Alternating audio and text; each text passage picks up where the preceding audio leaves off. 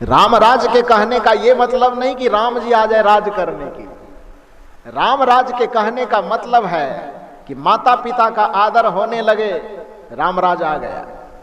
गुरुजनों का आदर होने लगे, राम राज आ गया। बुजुर्गों का आदर सम्मान होने लगे, राम राज आ गया।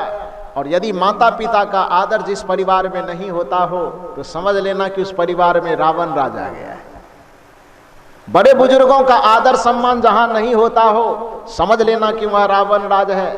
राम राज और रावण राज की परिकल्पना करते हुए जो रामचरितमानस में दोनों का विश्लेषण करेंगे तो राम राज और रावण राज का इतना ही मतलब नहीं है कि रावण जहां रहता हो उसको रावण राज कहा जाता है, या राम जहां रहता हो उसको राम राज कहा जाता है। यदि कहते हैं कि राम राज में दुख कहीं नहीं आता है, राम जहां रहते हैं वहां दुख कहीं नहीं आता है, तो तब तो यदि इस बात से अयोध्या वाले राम से यदि इसकी तुलना की जाएगी तब तो बात अपच हो जाएगी। क्योंकि राम जी अयोध्या में थे तो अयोध्या में दुख नहीं आया क्या? जिस समय राम जी अयोध्या में थे तो अयोध्या में दुख आया कि नहीं आया? नहीं आया। राम जी के अयोध्या में रहते रहते राम जी को खुद वनवास जाना पड़ा। राम जी अयोध्या में थे उसी समय राजा दशरथ को छटपटा करके प्राण त्यागना पड़ा। राम जी जिस समय अयोध्या में थे उसी समय उसकी तीनों माता को विधवा हो जाना पड़ा। राम जी जिस समय अयोध्या में थे उसी समय में लक्ष्मण को घर से निकाल दिया गया। राम जी लक्ष्मण को घर से निकाले कि नहीं, ये पता है ना आप लोगों को? पूरा जीवन इतना विषाक्त हो गया, न माता को सुरक्षित रख पाए न पिता को सुरक्षित रख पाए। यहां तक कि जो भाई लक्ष्मण जीवन भर छाया के तरह साथ दिया, जो पत्नी सीता जीवन भर छाया के तरह साथ दी, जीवन के अंतिम अवस्था में उस अर्धांगिनी सीता को भी राम जी संभाल करके नहीं रख पाए, उसको भी घर से निकालना पड़ गया।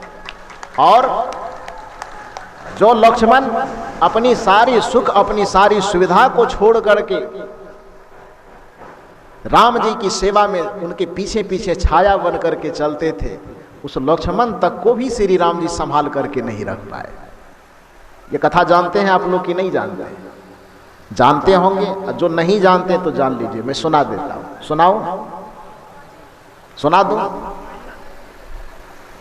कहा जाता है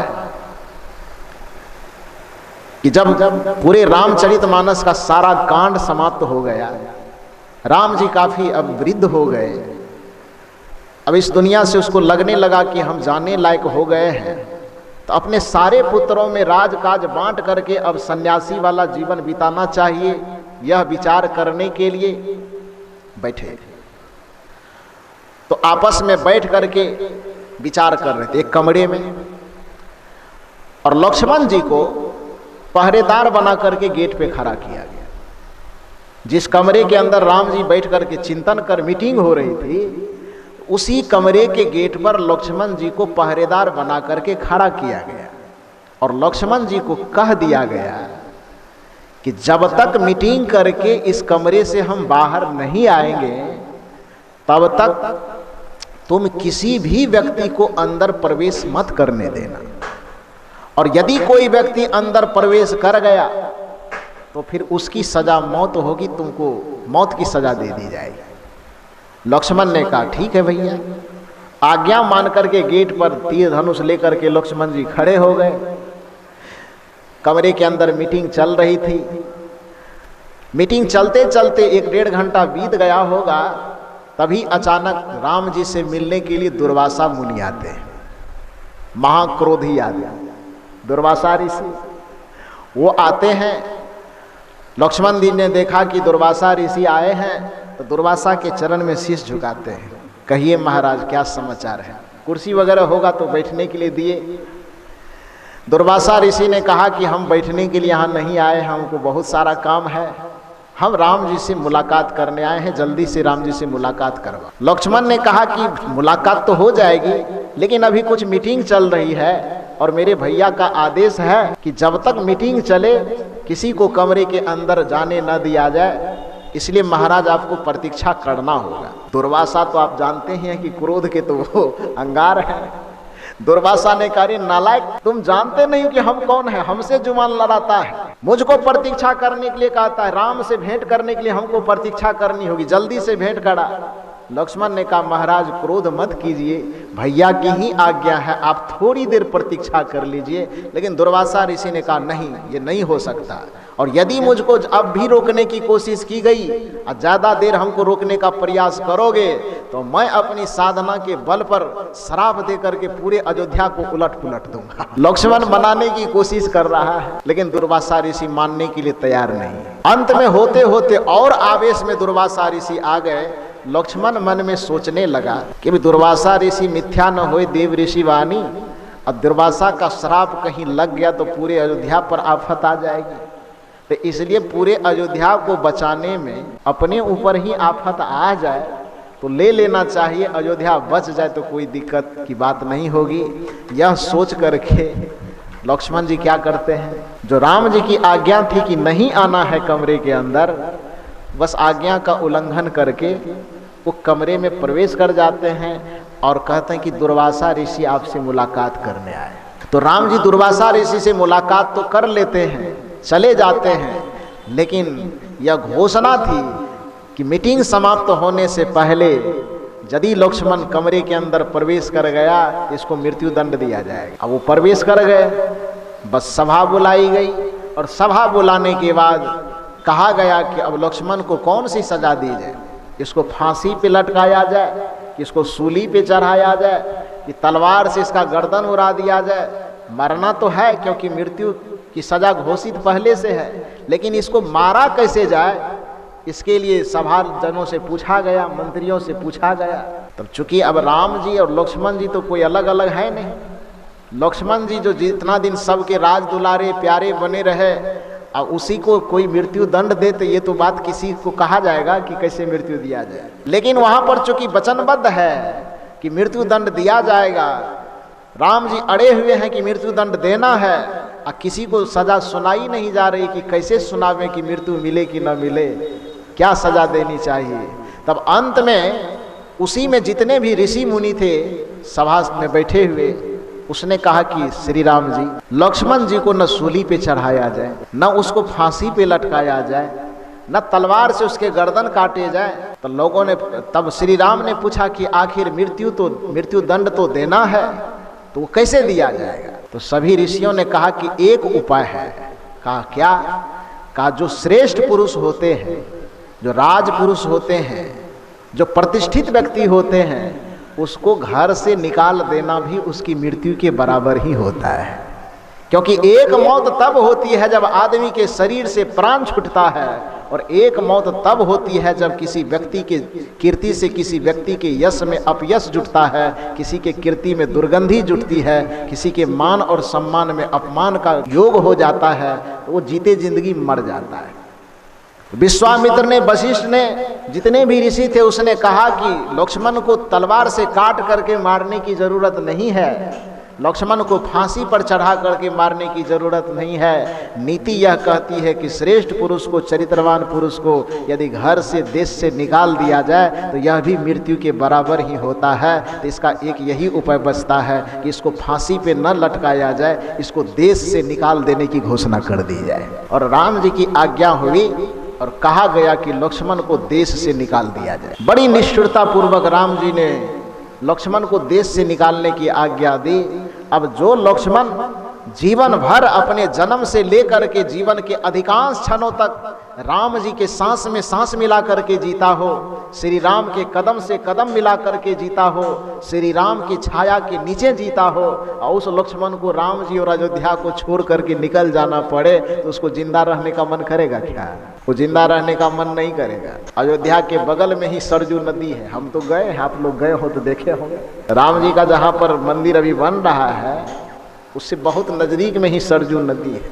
लक्ष्मण जी आवेश में जाते हैं कि हमको देश से निकाल दिया गया, अब हम जिंदा रह करके क्या करेंगे, और यह सोच करके आवेश में जाते हैं और जाते जाते बस सरजू नदी में जाके जल समाधि ले लेते हैं।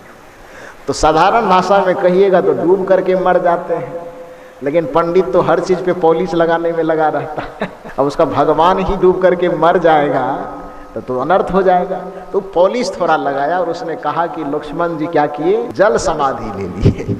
अब जल समाधि कहिए या डूब के मरना के, लेकिन जो भी हुआ वो जल के अंदर जाकर के समा गया। तो कहने का ये अर्थ है कि हम यह मान लें कि राम राज्य में यदि दुख नहीं होता है तो राम जिस समय राजा थे अयोध्या के, तो सीता को दुख हुआ कि नहीं हुआ? राम जिस समय अयोध्या के राजा थे लक्ष्मण को दुख हुआ कि नहीं हुआ? राम जी जिस समय अयोध्या के राजकुमार थे उस समय राजा दशरथ को दुख हुआ कि नहीं हुआ?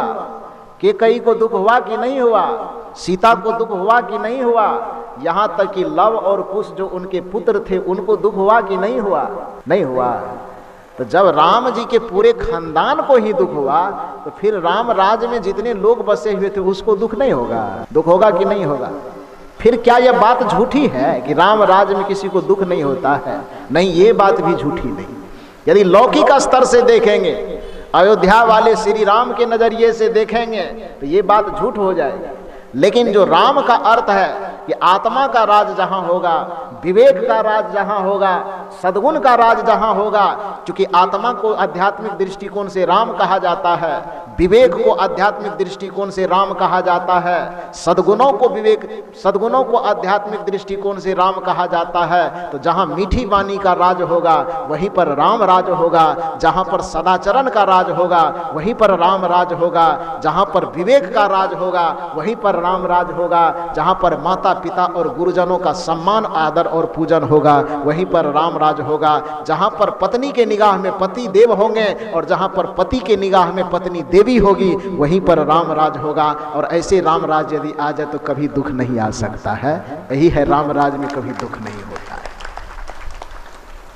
और राम राज की जो कल्पना रामचरितमानस में की गई है वो कल्पना इसी बात पर आधारित है। राम और रावण के राज का जो अंतर है वो अंतर क्या है? रामचरितमानस के एक प्रसंग को देखिए तो राम का राज क्या है और रावण का राज क्या है। राम का राज क्या है? श्री राम जी जिस समय बचपन में रहते हैं उस समय उन्होंने आदर्श दिया, प्रातः काल उठी के रघुना, मात पिता गुरु ना वही माथा। ये राम राज का प्रारूप है। प्रातः काल उठी के रघुनाथा, मात पिता गुरु ना वही माथा। श्री राम जी जब जगते थे सुबह सुबह तो सबसे पहले वो चाय का कप नहीं खोजते थे। राम जी की जब आंखें खुलती थी तो दारू का बोतल नहीं खोजने लगते थे। राम जी की आंखें खुलती थी तो शिखर के गुटखा फाड़ करके मुंह में डालने के लिए ललाते नहीं थे, खोजते नहीं थे कि शिखर का पुड़िया कौन तकिया के नीचे में, दारू का बोतल चौकी की किस पौवा के पास में पड़ा, वो नहीं खोजते थे। न मंदिर के तरफ निहारते थे, न अगरबत्ती खोजते थे, न मोमबत्ती खोजते थे। सबसे पहले क्या खोजते थे? माता पिता और गुरु के चरण को खोजते थे। समझ रहे ना बात को? प्रातः काल उठी के रघुनाथा, माता पिता गुरु ना वही माथा। यह राम राज की कल्पना है। जिस दिन आपके समाज में, जिस दिन आपके घर में, जिस दिन आपके परिवार में आपके बच्चे, आपकी पीढ़ी जगने के साथ ही माता पिता और गुरुजनों के चरण को खोजना शुरू कर दे, समझ लेना कि उसी दिन आपके भारतवर्ष में, आपके भारत देश में, आपके परिवार और समाज में रामराज की स्थापना हो गई, रामराज आपके घर में आ गए। लेकिन दुर्भाग्य की बात है कि आपने बच्चे को यह संस्कार नहीं दिए। आप भी अपने बच्चे को यह नहीं सिखाते हैं कि माता पिता के चरण को छूना चाहिए। आप अपने बच्चे को यह संस्कार नहीं दे पाते हैं। उसको बताते हैं कि हमारा क्या महत्व, बस ऊपर वाला सब कुछ है। ये माता पिता ही सिखाने वाले हैं बच्चे को कि हमारा तो कोई महत्व नहीं, हम तो कठपुतली मात्र है। वो जो मंदिर में बैठी हुई है मैया का फोटो वही सब कुछ है, मूर्ति जो बैठी है वही सब कुछ है। जबकि हमारे वैदिक ऋषि ने यह संदेश दिया, ए भारत के लोगों, आप अपने बच्चों के नस नस में इस संस्कार को भर दो कि एक बच्चे के लिए मातृदेवो भवः, पितृदेवो भवः, आचार्य देवो भवः, अतिथि देवो भवः। माता देवी है, पिता देव हैं, गुरु देव हैं और अतिथि देव हैं। यदि माता पिता के प्रति, गुरुजनों के प्रति, बुजुर्गों के प्रति बच्चे के हृदय में शुरू से ही यदि आध्यात्मिक संस्कार भरा जाए, उसके प्रति प्रेम और समर्पण की भावना भरी जाए, तो वह बच्चा ही आगे चल करके राम होगा, रावण नहीं हो सकता। किंतु यदि आपने माता पिता और गुरुजनों की महत्ता को घटा करके, मनुष्य की महत्ता को घटा करके मंदिर मस्जिद की महत्ता उसके दिमाग में भरा, तो वह आगे चल करके राम नहीं हो सकता। वह आगे चल करके कृष्ण नहीं हो सकता, वह आगे चल करके कदाचित दुर्योधन कंस की श्रेणी में आ जाएगा। इसका डर आप लोगों को होना चाहिए। उसके अंदर इस महत्व को भरिए कि माता का महत्व एक पुत्र की निगाह में बहुत महान है। अपने बच्चों के अंदर यह संस्कार भरिए कि पिता ही उसके लिए देव हैं। अपने बच्चों के अंदर यह संस्कार भरिए कि गांव के समाज के बड़े बुजुर्ग ही उसके लिए देव हैं, आने वाले अतिथि ही उसके लिए देव हैं, ये संत ये महापुरुष ही उसके लिए देव है। और सच्चे में देव है, क्योंकि देव का अर्थ केवल बांस का धागा नहीं होता है। देव का अर्थ मंदिर में पड़े हुए कोई प्रतिमा नहीं होती है। देव का अर्थ, देव के दो अर्थ है। का पहला अर्थ है ददामी नित्यम सह देवता, जो हमारे जीवन जीने के लिए निरंतर कुछ न कुछ देता हो उसको देव कहा जाता है। ध्यान दीजिए बात पर। देव की परिभाषा ददामी नित्यम सह देवता, जो हमें जीवन जीने के लिए निरंतर कुछ न कुछ देता हो उसको देव कहा जाता है। तो देने वाला इस संसार में कौन है? माता देती है कि नहीं देती है? पिता देते हैं कि नहीं देते हैं? गुरु देते हैं कि नहीं देते हैं? अरे किसी का दिया हुआ केवल भगवान देता है या तो केवल आदमी एक दूसरे के मुंह से सुन करके जानता है? ब्रह्मा जी ने इस सृष्टि को बनाया है, यह केवल एक दूसरे से सुनी सुनाई बात है। किसी ने देखा है क्या? किसी ने देखा है? विष्णु जी सबका पालन करते हैं, यह केवल एक दूसरे के मुंह से सुनी सुनाई बात है, किसी ने देखा नहीं है। शंकर जी सृष्टि का संहार करते हैं, ये पीढ़ी दर पीढ़ी एक दूसरे के मुंह से सुनी हुई बात है, किसी ने देखा नहीं है। लेकिन मैं कहता हूं कि एक ब्रह्मा ऐसे हैं, एक विष्णु ऐसे हैं, एक शिव ऐसे हैं जिसको हम खुली नजर से पूरे दुनिया में देखते हैं। वह ब्रह्मा विष्णु महेश और शिव कौन है? ब्रह्मा किसे कहा जाता है? जिसने सृष्टि का निर्माण किया। तो उस सृष्टि का निर्माण किसने किया नहीं किया वो आपको, हमको, कुल्हड़िया वालों को, खगड़िया वालों को पता हो कि ना हो, लेकिन ये 3.5 हाथ का जो ब्रह्मांड है, इस 3.5 हाथ के ब्रह्मांड की सृष्टि किसने किया है ये प्रत्येक व्यक्ति को पता है। और वह ब्रह्मा हमारे माता पिता है, इसी ने मिलकर के 3.5 हाथ का सृष्टि किया है। ये पता है कि नहीं कि पूरे सृष्टि का पालन कौन भगवान करता है? ये हमको पता हो कि ना हो, लेकिन ये 3.5 हाथ का काया का जो सृष्टि है, इस सृष्टि का पालन पोषण कौन करता है? एक बच्चे से पूछो तो वो बता देगा कि इस 3.5 हाथ के सृष्टि का पालन कौन करता है। कौन करता है? कि बजरंगबली है? कौन करता है? माता पिता करते हैं ना। एक पत्नी के लिए पति को इसलिए देव कहा जाता है क्योंकि उसके संपूर्ण जीवन का भरण पोषण विष्णु बनकर के पति ही करता है, इसलिए पत्नी के लिए पति विष्णु है। एक पत्नी अपने संपूर्ण जीवन को त्याग करके पति के जीवन को, पति के संसार को खिलने में मदद करती है, इसलिए पत्नी पति के लिए देवी है। गुरु अपने जीवन के साधना और तपस्या के उपरांत जो अनुभव करता है, जिस आत्मा परमात्मा को अनुभव करता है, उस अनुभूति को शिष्य के अंदर कृपा करके उड़ेल देता है, इसलिए गुरु देने वाला है तो गुरु को भी देव कहा जाता है। माता पिता हमें जीवन देता है और गुरु हमें जीवन जीने की दिशा देता है। गुरु हमें आत्मा और परमात्मा के ज्ञान के साथ उस आत्मा और परमात्मा के अनुभव का तरीका देता है, इसलिए गुरु भी देव हैं। तो माता पिता और गुरु से बड़ा इस संसार में कोई दूसरा देव नहीं है। यह बात हमें अपने बच्चों के मन मस्तिष्क में भरना चाहिए। यह कबीर साहब का दर्शन है। इसलिए कबीर साहब ने कहा, कबीर साहब ने यह नहीं कहा कि देवता की पूजा मत करो।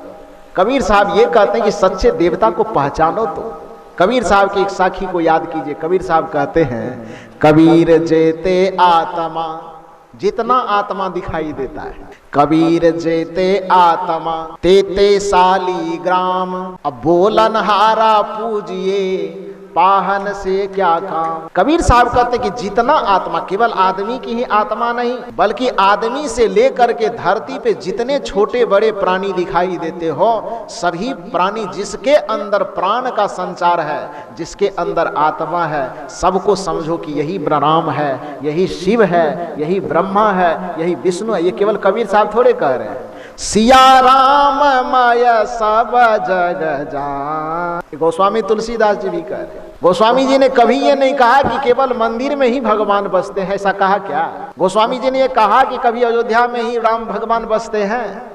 गोस्वामी जी का भी दर्शन है कि सिया राम मैं सब जग जानी, करऊं प्रणाम जोड़ी जुग पानी, धरती के जितने प्राणी मिलते हैं सबके सामने अपने मस्तक को झुकाते चलो, सबके सामने अपने आदर का प्रवाह करते चलो, यही भगवान की सबसे बड़ी पूजा है। तो कबीर साहब कहते हैं कि कबीर जेते आत्मा तेते सालीग्राम, अब बोलन हारा पूजिए पाहन से क्या काम। दुर्भाग्य की बात है कि हमने मिट्टी को महत्व देना सीखा है, हमने पत्थर को महत्व देना सीखा है, हमने गोबर को महत्व देना सीखा, हमने नदियों को महत्व देना सीखा, हमने वृक्षों को महत्व देना सीखा, लेकिन वृक्ष, पत्थर, पहाड़, नदी, नाले को महत्व देते देते हमने इंसान के महत्व को घटा दिया। यही सबसे दुर्भाग्य की बात है और कबीर साहब इसी के नाराज हैं। कबीर साहब कहते हैं कि तुम्हारे निगाह में पत्थर का महत्व है, मुझे इससे ऐतराज नहीं। दो अच्छी बात है, तुम्हारे नजर में एक वृक्ष का महत्व है, दो कोई बुरी बात नहीं है। अब वर के पूजा करने की बारी आई तो पति को लोग पंखा लेके होता है। ये काम एक दिन क्यों करते हो? 364 दिन कौन करेगा? तो आपने पति का दिया कि महत्व आपने वृक्ष का दिया? ये बताइए किसका महत्व दिया? यदि पति का महत्व होता तो 365 दिन उसके लिए आपके जुबान से गाली नहीं निकलती। यदि पति का महत्व होता तो जैसे एक दिन आप पंखा लेके झेलते, आप पता नहीं दिमाग में और बसा के रखते होंगे कि अभी पंखा से तो झेल रहे हैं, 2 घंटा के बाद सब निकाल देंगे तो वो अलग बात है। तो आपने महत्व किसका दिया? कबीर साहब कहते हैं कि जिस दिन बड़ पूजा की बारी आती है तो उस दिन तुम पति के चरण धो करके पीते हो, उस दिन तुम उसको पंखा झेलते हो, उस दिन तुम उसको कटु बात नहीं कहते हो। तो 364 दिन जो पति के साथ तूने व्यवहार किया और एक दिन उसके साथ जो अच्छा व्यवहार किया, तो पति के कारण किया कि उस वृक्ष के कारण किया? किसके कारण किया? वृक्ष के कारण किया। इधर वाला लोग उछल रहा है कि हमारा वकालत हो रहा है, उछलिए मत, वकालत नहीं हो रहा। कबीर साहब को समझने की कोशिश कीजिए, कबीर साहब के जीवन और दर्शन को समझने की कोशिश कीजिए। कबीर साहब ये कहना चाहते हैं, कबीर साहब ये कहना चाहते हैं कि तुम मूर्ति की पूजा करते करो, मुझे कोई आपत्ति नहीं, लेकिन भगवान की पूजा मात्र तुम 8 दिन ही, 9 दिन नवरात्रि आएगा तो 9 दिन ही करोगे, बाकी 9 दिन के अलावा जो दिन है उस दिन क्या करोगे? 9 दिन तुम पुजारी बन करके रहते हो, अब बाकी 9 दिन के अलावा तुम अत्याचारी क्यों बन जाते हो? 9 दिन तुमको लहसुन नहीं खाना है, 9 दिन तक प्याज, 8 दिन तक प्याज नहीं खाना है, 8 दिन तक मांस नहीं खाना है, 8 दिन तक मछली नहीं खाना है, 8 दिन तक अंडा नहीं खाना है, 8 दिन तक जो भी दुर्व्यसन है उसको हाथ नहीं लगाना है। तो 9वां दिन से तुम आप शैतान क्यों हो जाते? यदि 8 दिन पुजारी रहते हो तो दुर्गे जी के नाम पे तुमको पूजा रखने के लिए आता है, तो 365 दिन ही तू दुर्गा का भक्त बन जाओ ना, तुम्हारे लिए वही वरदान हो जाएगा। कबीर साहब को इस बात से ऐतराज नहीं है कि आप दुर्गा की पूजा क्यों करते हैं, बल्कि कबीर साहब का ऐतराज इस बात से है कि तू 8 दिन ही दुर्गा का भक्त बन के क्यों रहते हो, बाकी दिन तू महिषासुर का भक्त क्यों बन जाते हो। कबीर साहब को इस बात से ऐतराज नहीं है कि आप राम की भक्ति क्यों करते हैं, कबीर साहब को इस बात से ऐतराज है कि रामनवमी के दिन केवल राम का भक्त बनते हो और बाकी दिन तुम रावण का भक्त बन करके क्यों जीते हो, इस बात से कबीर साहब को ऐतराज है। कबीर साहब को इस बात से ऐतराज नहीं है कि तुमको कृष्ण की भक्ति नहीं करनी चाहिए, बल्कि कबीर साहब को इस बात से ऐतराज है कि तुम जन्माष्टमी के दिन तो कृष्ण के भक्त बन जाते हो और बाकी जन्माष्टमी के बाद तुम कंस का चेला बन करके दारू लेके नाली में घोलटते रहते हो, इस बात से मुझे ज्यादा ऐतराज है। कबीर साहब यह कहते हैं कि कृष्ण के कारण ही यदि आपका संपूर्ण जीवन पवित्र हो जाए तो उस कृष्ण के भक्ति को मैं प्रणाम करता हूँ। कबीर साहब कहते हैं कि श्री राम के आदर्श पर चल करके ही तुम्हारा जीवन सदाचार से युक्त हो जाए, संयम से युक्त हो जाए, तो राम के पूजा करने को ही मैं नमन करता हूँ। यदि कृष्ण के, बुद्ध के, महावीर के, किसी के भी पूजा, दुर्गा, काली, कृष्ण, रामकृष्ण परमहंस जी ने काली की पूजा किया और वो बेतरनी पार हो गए। क्यों? क्योंकि रामकृष्ण परमहंस जी एक दिन के लिए काली के भक्त नहीं बने थे। तो जब से उसको होश हुआ, जब से उसे ज्ञान हुआ, काली के चरण में समर्पित हुई, तो उसके बाद संपूर्ण जीवन पवित्रता में ढाल करके काली के ही चरण में अपने संपूर्ण जीवन को समर्पित कर दिया, तो काली के मार्ग से ही रामकृष्ण परमहंस भवसागर से पार चले गए। तुलसीदास जी राम को भजते भजते यदि संसार से पार गए, तो इसका यह वजह नहीं है कि केवल राम के 2 दिन का टुटपुंजिया भक्त बना हुआ था, बल्कि एक बार श्री राम को समझ लिए तो अपने संपूर्ण जीवन को समर्पित करके सारे नशा, दुर्व्यसन, छल, कपट, प्रपंच से दूर होकर के श्री राम के चरण में समर्पित हो गए। मीराबाई यदि कृष्ण का भजन करते करते भवसागर से पार चली गई, इसका ये अर्थ नहीं है कि मीराबाई एक दिन ही जाकर के जन्माष्टमी मना रही थी कि भर दिन भूखे रहेंगे और शाम में एकदम अंडा चलेगा, इस प्लान में नहीं थी वो, ठीक है। बल्कि एक बार श्री कृष्ण को समझ ली कि मेरे तो गिरधर गोपाल दूसरो न कोई, तो एक बार कृष्ण के चरण में अपने आप को जब समर्पित कर दी तो बाकी संपूर्ण जीवन में और की तीरथ और कोई व्रत और कोई मूर्त के सामने मीराबाई कभी नहीं नाची, कभी न गिरगिराई, कभी न झुकी। बस कृष्ण ही उसका खाना था, कृष्ण ही उसका सोना था, कृष्ण ही उसका ओढ़ना था, कृष्ण ही उसका पहनना था, कृष्ण ही उसके जीवन की सांसें थी। तो संपूर्ण समर्पण जब कृष्ण के प्रति हो गया तो कृष्ण के मार्ग से ही वो मुक्ति के पथ तक पहुंच गई। कबीर साहब आपसे यह कहना चाहते हैं कि आप राम को समर्पित हैं कि कृष्ण को समर्पित हैं, आप शिव को समर्पित हैं कि विष्णु को समर्पित हैं। मतलब इस बात से नहीं है, मतलब इस बात से है कि एक बार यदि किसी विशेष सत्ता के सामने आप समर्पित हो जाओ तो बाकी आप दारू के बोतल, मुर्गी, मछली, अंडा की तरफ नजर भी उठा करके मत देखो। बस केवल अपने संयम और सदाचार में ढल करके हृदय में प्रेम और करुणा भर लो तो तुम्हारा उद्धार हो जाएगा। लेकिन हम क्या करते हैं, हरे राम मुर्गी मछली दोनों समान। फार्मूला तो सब जान रहा है, राम राम हरे और चौक पर खाए अंडा खड़े खड़े, तो कैसे चलेगा, कैसे होगा ये बताइए। कबीर साहब को इस बात से ऐतराज है। कबीर साहब कहते हैं कि आप धार्मिक 1 मिनट के लिए नहीं बनो, संपूर्ण जीवन के लिए धार्मिक बनो। कबीर साहब ये कहना चाहते हैं कि यदि पति की सेवा करना धर्म है तो केवल बट पूजा के दिन ही पंखा मत झेलो, उसके बट पूजा के दिन ही केवल चरण मत धो। बाकी यदि तुमको ये बात अच्छी लग रही है तो सब दिन उसको पंखा से झेलो चाहे न झेलो, लेकिन मीठी बानी बोल करके उसके जीवन को ठंडा करते रहना। ऐसा नहीं कि कहीं बाहर से तो परिश्रम करके पसीना तरबतर गरमाए हुए आया है और घर आने पे 4 ऐसी जहरीली बात दे देना कि माथा ठंडा हो जाने की वजह और गर्मा जाए, तो तुम्हारा वट पूजा करना बेकार हो जाएगा। 100 दिन तुम उसके माथा में जहर भर करके रखे हो और एक दिन तुम केवल पंखा से 4 मिनट झेल दोगे तो उससे क्या होने वाला है, कुछ होगा क्या। तो कबीर साहब का दर्शन ये है, कबीर साहब ये कहते हैं कि तूने आदमी को महत्व दिया तो वट के कारण महत्व दिया, तूने आदमी को महत्व दिया तो पत्थर के कारण महत्व दिया, तूने आदमी को महत्व दिया तो नदी के कारण महत्व दिया। नाग पंचमी जिस दिन होता है उसी दिन तुम नाग को महत्व देते हो। जिस रोज नाग पंचमी है लोग सांप को खोजते रहता है दूध लावा खिलाने की, नाग पंचमी खत्म हो गया और दूसरे दिन सांप मिल गया तब है अकेले नहीं संभलता तो 4 ठो को बुलाता है, तो क्या ये सांप निकला कहता है ना। कहाँ मारना है तो पुछड़ी पे कोई नहीं मारता, सीधे मुंह पे मारना है। तो एक दिन आप उसकी पूजा कर रहे हो, बाकी दिन उसकी हत्या कर रहे हो, ये कैसे पुजारी पना है भाई, ये कैसा धर्म है। कबीर साहब यह कहना चाहते हैं कि दुर्भाग्य की यह बात है कि तूने पेड़ को महत्व दिया, दो कोई आपत्ति नहीं, तूने नदी को महत्व दिया, दो कोई आपत्ति नहीं है, तूने पानी को महत्व दिया, दो कोई आपत्ति नहीं है, तूने पत्थर को महत्व दिया, दो कोई आपत्ति नहीं है। लेकिन दुर्भाग्य की बात है कि पानी को महत्व देते देते, पत्थर को महत्व देते देते, बांस के खूंटा को महत्व देते देते, वृक्ष, नदी, नाली, पत्थर, पहाड़ को महत्व देते देते तूने इंसान के ही महत्व को घटा दिया। इससे ज्यादा दुख की बात और क्या हो सकती है। जिस आदमी के लिए, जिस इंसान के लिए, जिस व्यक्ति के लिए ही सारा धर्म है, सारा कर्म है, सारा भगवान है, सारा देवी है, सारा देवता है, सारा तीर्थ है, सारा व्रत है, सारी पूजा है, सारी प्रतिष्ठा है, उस आदमी के महत्व को घटा करके अब बाकी सब चीज के महत्व को बढ़ा दोगे तो ये बात तो ऐसी हो गई कि एक बच्चा था, एक बच्चा वो क्या किया, एक लिखा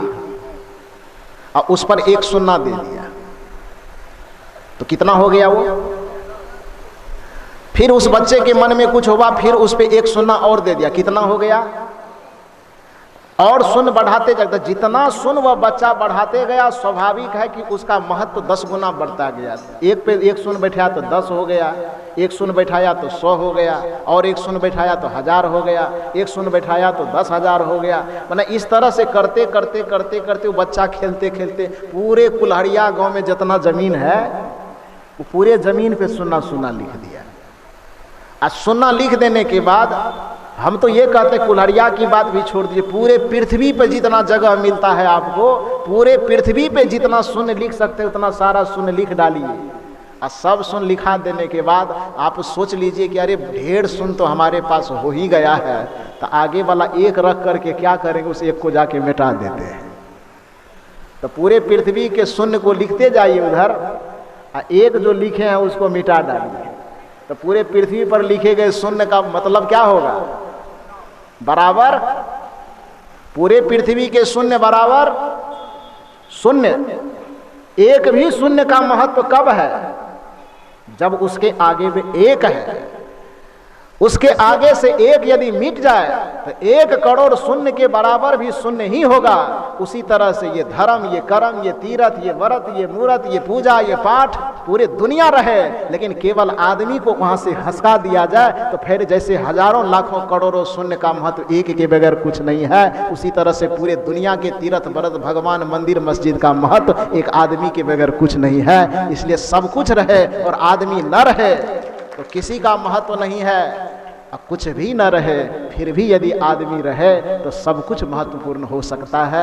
तो सदगुरु कबीर का जो जीवन और दर्शन है, उस सदगुरु कबीर का जीवन दर्शन के केंद्र में मनुष्य है। सदगुरु कबीर साहब कहते हैं, कदाचित मंदिर थोड़ी देर के लिए छूट जाता है तो छूट जाने दो, मानवता को बचाओ।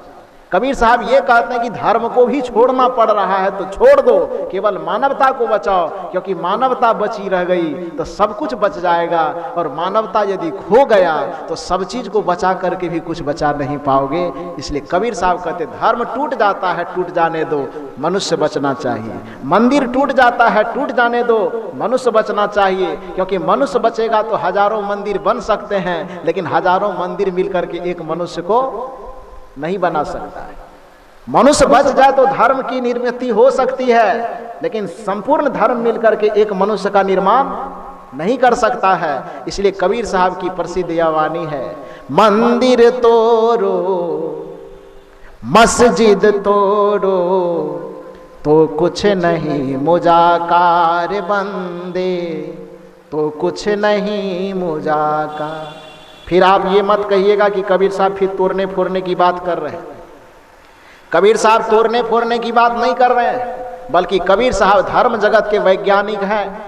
यदि यह कहा जाए कि कबीर साहब धर्म जगत के कुशल चिकित्सक हैं, शल्य चिकित्सक हैं, तो ये कहना अतिशयोक्ति नहीं होगी।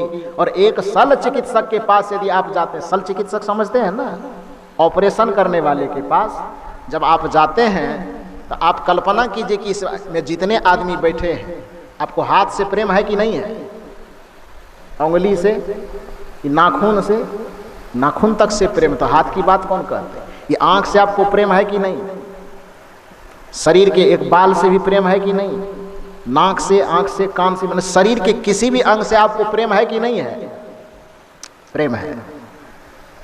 लेकिन कल्पना कीजिए थोड़ी देर के लिए कि किसी व्यक्ति के हाथ में ऐसा घाव हो गया और वो डॉक्टर के पास गया है। डॉक्टर साहब हाथ को देखते हैं और पूछते हैं कि बताओ भाई तुमको हाथ से प्रेम है कि नहीं है। तो कोई आदमी क्या कहेगा, हाँ कहेगा कि ना कहेगा, हाँ कहेगा। उसके बाद डॉक्टर साहब पूछता है कि देखो तुम्हारे हाथ में ऐसा घाव हो गया है कि 2 विकल्प है, यदि हाथ को बचाओगे तो ये घाव धीरे धीरे पसरते पसरते पसरते पूरे शरीर को बर्बाद कर देगा और 2-4-10 दिन में तुम मर जाओगे, और यदि हाथ को यहाँ से काट देते हैं तो तुम 10-20 बरस तक बढ़िया से जिंदा रह सकते हो। अब बताइए कि आपकी तरफ से डॉक्टर को क्या कहा जाएगा, आप क्या कहिएगा, थोड़ा जोर से बोलिए। क्यों, हाथ से नफरत है आपको, क्यों काटने कह रहे हैं। हाथ को इसलिए काटने कह रहे हैं क्योंकि यह हाथ आपके जीवन पर आफत पैदा कर रहा है। हाथ प्यारा है हमें, लेकिन जीवन के कीमत पर नहीं। हाथ प्यारा तब है जब यह जीवन को खतरा नहीं पहुंचा रहा है। यदि यह हाथ हमारे जीवन को खतरा पहुंचाने लगे तो हम अपने हाथ को भी कटवाने में हिचकते नहीं है। यदि हमारा आंख हमारे जीवन पे खतरा पैदा करने लगे तो हम अपने आंख को भी निकलवाने से नहीं चुकेंगे। यदि हमारा दांत हमारे जीवन को खतरा पैदा करने लगे तो हम अपना दांत तोड़वाने में भी नहीं हिचकते हैं। कबीर साहब कहते हैं ठीक उसी प्रकार से हाथ प्यारा है लेकिन जीवन से ज्यादा प्यारा नहीं नहीं है, आंख प्यारा है लेकिन जीवन से ज़्यादा प्यारा नहीं है, पैर प्यारा है लेकिन जीवन से ज़्यादा प्यारा नहीं है। उसी तरह से हमें मंदिर प्यारे हैं, हमें मस्जिद प्यारे हैं, हमें तीर्थ प्यारे हैं, हमें मूर्ति प्यारे हैं, हमें धर्म प्यारे हैं, हमें सब कुछ प्यारा है, लेकिन मानवता से ज़्यादा प्यारा कुछ नहीं है। मानवता को बचाते हुए यदि मंदिर, धर्म, तीर्थ, मूर्त रहे तो हमें वो स्वीकार है, लेकिन कोई मंदिर, कोई मस्जिद, कोई तीर्थ, कोई व्रत, कोई पंडित, कोई मौलवी यदि मानवता पे खतरा पैदा कर रहा हो तो एक कुशल चिकित्सक की भांति उसको काट करके फेंकने में हमको कोई हिचक नहीं होनी चाहिए, उसको काट के फेंक देना चाहिए। इसलिए कबीर साहब कहते हैं मंदिर तोड़ो, पहले तोड़ना जरूरी नहीं है, हाथ को काट के फेंकना जरूरी नहीं है, लेकिन घाव होगा तब क्या करना है? फेंक देना है। यदि वो मंदिर यदि विभेद पैदा करने लगे, जहर पैदा करने लगे, तो कबीर साहब कहते हैं। अगर आज की ये वीडियो आपको अच्छी लगी हो तो आज से ही चैनल को लाइक करें, शेयर करें और सब्सक्राइब जरूर करें। साहिब बंदगी।